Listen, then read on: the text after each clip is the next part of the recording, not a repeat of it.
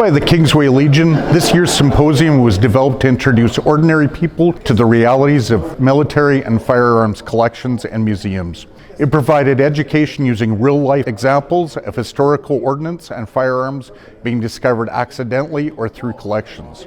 It was used to endorse the support necessary to develop an Edmonton area military museum. It also brought up the very unpopular federal firearms prohibition and buyback program.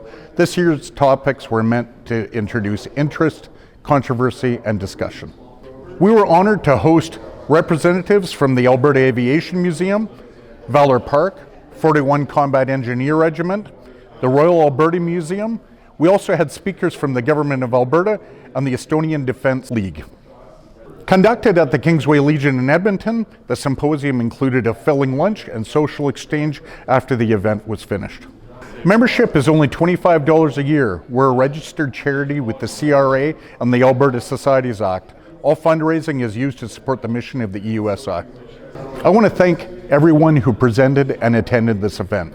If you are interested in the defence and security of Canada, join the EUSI. If you support the military and the Canadian Armed Forces, come be a part of this organization.